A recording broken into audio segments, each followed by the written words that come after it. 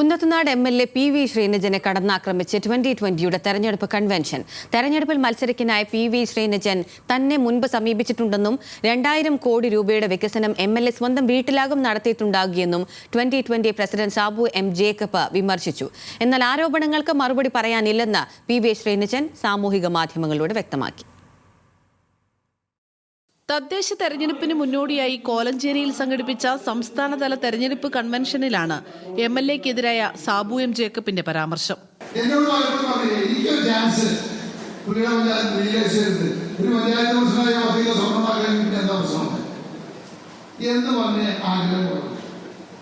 കുന്നത്തുനാട് 2000 കോടിയുടെ വികസനം നടത്തിയെന്ന എം.എൽ.എയുടെ അവകാശവാദത്തെയും സാബു എം. ജേക്കബ് പരിഹസിച്ചു.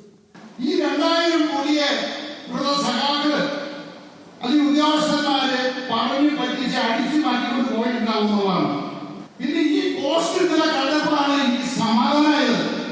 ഇത് കുന്നത്തുനാട്ടിലേക്കല്ല, ക്ലബിലേക്ക് പോയത് മനസ്സിലായത്. ഈ ക്ലബിൽ ആരാണെന്നറിയോ? പുള്ളിയുടെ അമ്മായിയമ്മ, പുള്ളിയുടെ അമ്മായിയപ്പൻ, പുള്ളിയുടെ ഭാര്യ. ആ ക്ലബിലേക്ക് 2000 കോടി പോയത്. അതുകൊണ്ടാണ് നമുക്ക് കാണാൻ പറ്റാത്തത്. വരുന്ന തദ്ദേശ തെരഞ്ഞെടുപ്പിൽ 2020 പാർട്ടിയുടെ പ്രവർത്തനം വ്യാപിപ്പിക്കും. നിങ്ങൾക്ക് തടയാൻ പറ്റില്ല. 2020 ഒരു തിരമാലയാണ്, ഇത് സുനാമിയാണ്. ഇത് ലക്ഷ്യം കണ്ടട്ടെ, പുറകോട്ട് പോകൂ. സാബു എം. ജേക്കബിന്റെ പ്രസംഗം കേട്ടുവെന്നും എന്നാൽ മറുപടി പറയാനില്ല എന്നും പി.വി. ശ്രീനിജൻ ഫേസ്ബുക്കിൽ കുറിച്ചു. ലൂസിഫർ സിനിമയിലെ മോഹൻലാലിന്റെ ഡയലോഗും ചിത്രവും എം.എൽ.എ. ഫേസ്ബുക്കിൽ പങ്കുവച്ചു. കോലഞ്ചേരിയിൽ സംഘടിപ്പിച്ച 2020 സംസ്ഥാന കൺവെൻഷനിൽ 100 കണക്കിന് പേരാണ് പങ്കെടുത്തത്. ന്യൂസ് മലയാളം, കൊച്ചി.